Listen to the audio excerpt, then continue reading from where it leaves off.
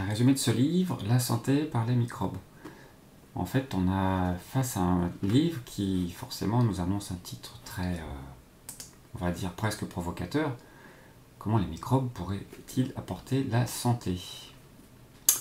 Voilà, 330 pages, une édition de 2014, et l'auteur, Martin Blaser, qui en fait est un microbiologiste de renommée internationale, à la fois médecin et professeur à l'université de médecine de New York.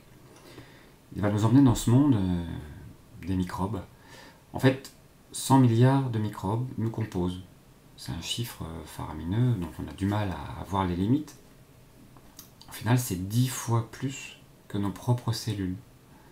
Donc on est composé de plus de cellules de microbes que de propres cellules humaines, qui est souvent quelque chose qui est assez, on va dire, difficile à accepter.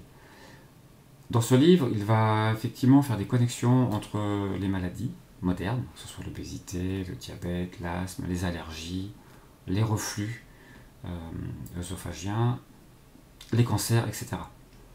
En final, il va aussi expliquer qu'on connaît pas tout aujourd'hui, bien loin de là. Par contre, clairement, il y a des choses qu'on commence à bien comprendre, c'est que les microbes, dans l'inconscient collectif, ils sont associés à la peur, aux maladies, et en final, on va sûrement beaucoup trop loin dans nos désirs d'hygiène et un environnement qui du coup est beaucoup trop aseptisé. En final, par exemple, l'âge moyen auquel le diabète était diagnostiqué était de 9 ans, il est maintenant de l'ordre de 6 ans. C'est un exemple. Et l'autre partie aussi, c'est une bactérie qui commence à être connue, qui s'appelle Helicobacter pylori, qui en final est associée souvent à des problèmes, et en final sera souvent source de bienfaits pour notre santé. Donc ça, il va l'expliquer dans ce livre-là. Donc une première partie sur le microbiome humain, où il va rappeler que c'est 1,5 kg de poids de bactéries qui sont dans notre corps, avec environ 10 000 espèces. Ce poids, au passage, c'est équivalent au poids de notre cerveau. Alors le chiffre le plus impressionnant à mon sens, c'est 99% des gènes qui nous composent, 99% des gènes sont bactériens, et 1% est humain. Donc voilà, les interactions, après, je pense qu'on est, enfin, comme il explique, on est bien loin de tous les comprendre. Par exemple, il dit que dans le nez, on a un tiers des personnes qui sont porteurs du staphylocoque doré. Une bactérie qui fait très peur, dont on entend souvent parler d'accidents, de décès, etc. On est porteurs, 30% d'entre nous sont porteurs. Porteurs sains, porteurs sans aucun problème. Donc Helicobacter pylori, toujours, a un rôle capital dans la production d'acide au niveau de l'estomac. Production d'hormones aussi, et il a un rôle dans l'immunité. Ça, c'est des choses qui sont démontrées. Par ailleurs, nos bactéries produisent beaucoup de substances chimiques qui vont avoir des rôles très importants dans notre fonctionnement. Régulation de la pression artérielle, etc., etc. Autre chose aussi, cette population, elle varie dans le temps sans explication. On va avoir des moments avec une bactérie présente, à d'autres périodes de notre vie, des bactéries absentes et des nouvelles qui seront présentes. Donc forcément, quand on commence à jouer un peu avec ces populations à travers les antibiotiques, entre autres, parce qu'il n'y a pas que ça, eh bien on ne sait pas du tout ce qu'on fait, on ne sait pas du tout ce à quoi ça peut conduire au niveau santé. Il explique aussi que le changement d'alimentation peut apporter un changement de flore, et que bien sûr les antibiotiques et les césariennes nous font entrer dans une zone dangereuse, comme il dit, et mal connue. Pourquoi les césariennes? Parce qu'effectivement, à la naissance, l'enfant va pouvoir récupérer une bonne partie de la flore à la naissance en accouchant à voix basse, chose qui n'est pas le cas avec une césarienne. Donc, tout ça, en fait, change en 1940 avec l'arrivée de la pénicilline, puisque effectivement, à partir de là, on a commencé à se dire qu'on disposait de quelque chose de très puissant, et c'est vrai. Et les antibiotiques, par ailleurs, sauvent des vies dans des cas graves. Donc, c'était une belle découverte et quelque chose de bien utile. Par contre, comme il dit, on est allé trop loin. Les effets pervers commencent à être connus Il suffit de regarder la liste des effets secondaires sur nos boîtes d'antibiotiques pour savoir que quand on a des nerfs auditifs qui sont endommagés, ou des tendons, ou des choses comme ça, c'est pas anodin. Et donc du coup, ce qu'il explique aussi, c'est qu'on est allé trop vite dans la commercialisation souvent, et qu'on a basé souvent les études sur des allergies. Est-ce qu'on est allergique ou pas à tel antibiotique? Si s'il n'y a pas d'allergie, c'était commercialisé. Donc on a eu aussi beaucoup d'antibiotiques qui sont sortis rapidement, et qui ont eu des effets secondaires pas assez étudiés. Donc, tout un chapitre sur les antibiotiques, bien sûr, en finale, ce qu'il explique, c'est qu'on va moduler le système immunitaire à travers nos prises d'antibiotiques.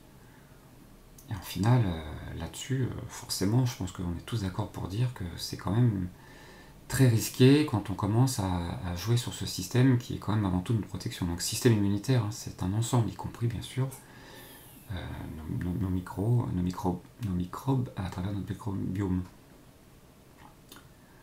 En moyenne, un adulte reçoit 30 fois des antibiotiques avant 40 ans. Ça, aujourd'hui, c'est un chiffre moyen, mais effectivement, on en a trop abusé. Après, il va aussi parler de l'élevage, donc l'élevage moderne. Il faut savoir qu'effectivement, les animaux sont engraissés à partir d'antibiotiques. Alors, c'est interdit en Europe, mais au passage, c'est autorisé dans des pays qui maintenant sont, à travers le CETA, plus qu'encouragés, on va dire, à nous livrer leur propre nourriture. Donc on va à nouveau se retrouver potentiellement avec de la viande à base d'antibiotiques. Au passage, la Suède les a interdits en 1986 dans les animaux d'élevage. Après, la question qui peut se poser, c'est si les animaux grossissent avec des antibiotiques, et n'en serait-il pas de même pour les hommes? Et effectivement. Donc, un chapitre sur de mère à enfant, et le fait que chaque mère transmet des microbes à la naissance, et que c'est fondamental pour l'immunité, entre autres.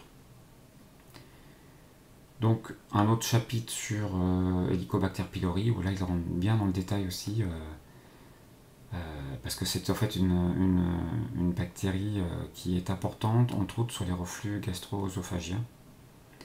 Parce qu'en final, il a une action bénéfique pour limiter les reflux. Alors que parfois, on va s'en débarrasser pour ces mêmes problèmes. Il protège aussi contre l'asthme, avec une étude canadienne qui a montré un doublement des risques chez les enfants traités par des antibiotiques. Doublement des risques. Après, un chapitre aussi sur la tendance de la prise d'antibiotiques quand on est jeune, avec le fait que c'est une période cruciale durant laquelle se développent les organes et les différents systèmes métaboliques. Et là aussi, on a observé pas mal de choses. Par exemple, en moyenne, les enfants traités par des antibiotiques au cours des 6 premiers mois sont en moyenne plus gros. Dans les maladies modernes, donc les maladies inflammatoires chroniques de l'intestin, il cite un chiffre qui fait peur, c'est 84% plus présente chez les enfants ayant pris des antibiotiques. C'est quand même des chiffres qui demandent à réfléchir, sachant que quand les intestins sont inflammés, après c'est toute une cascade au niveau santé qui s'ensuit et qui est vraiment perturbante, puisque assimilation des nutriments qui va laisser à désirer, et surtout des produits toxiques qui vont pouvoir passer dans le système interne. Il nous parle des neurones qui sont présents dans la flore intestinale, donc 100 millions de neurones.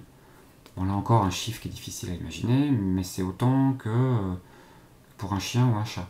Enfin, le cerveau, le cortex d'un chien ou un chat. Donc c'est pas rien. Et on commence à penser qu'ils agissent indépendamment du cerveau, avec en plus des signaux qui sont directement envoyés du système entérique vers le cerveau via le nerf vague. Avec des impacts de tout ça sur les humeurs, le sommeil, etc. Après, il parle d'un hiver antibiotique. Alors, en 1985, ils ont par exemple montré qu'une vague d'infection par salmonelle à Chicago, tous ceux qui avaient pris des antibiotiques dans le mois précédent étaient 5 fois plus malades. Donc il y avait 5 fois plus de personnes malades parmi la population qui avait pris des antibiotiques le mois précédent. Là encore, c'est pas rien. Autre chose sur les antibiotiques à large spectre, Et là c'est pareil, ça fait réfléchir. En fait, il y a des microbes rares qui disparaissent, qui ne reviennent pas. Et ce que l'on pense, c'est que ça pourra nous faire défaut par manque d'une partie de leur enzyme et tout un tas de choses. Ces bactéries probablement nous ont été transmises de génération en génération. Certaines sont quelque part en dormance, sont en population très faible. Et a priori, certaines sont prévues pour des cas d'alimentation ou des cas de pathogènes qui se présenteront plus tard. Donc large spectre, effectivement, on est tranquille, on ratisse large, mais les effets secondaires sont encore largement inconnus si on commence à réfléchir dans cette voie-là.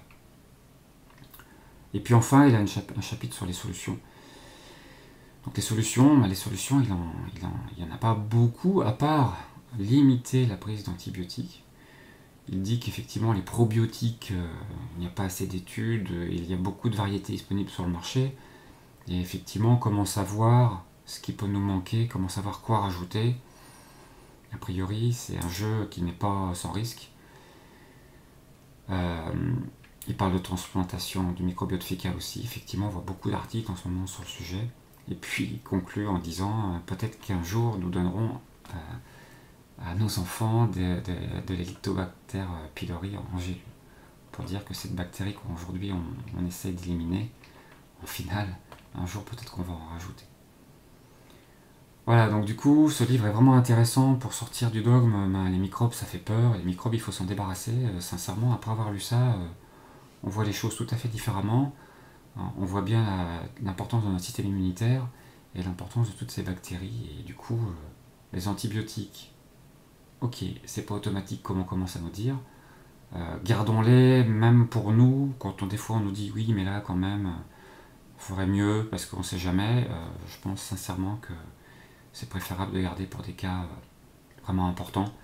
Déjà parce qu'entre autres, ils seront plus utiles et plus efficaces si on les prend beaucoup moins souvent. Donc voilà pour ce résumé.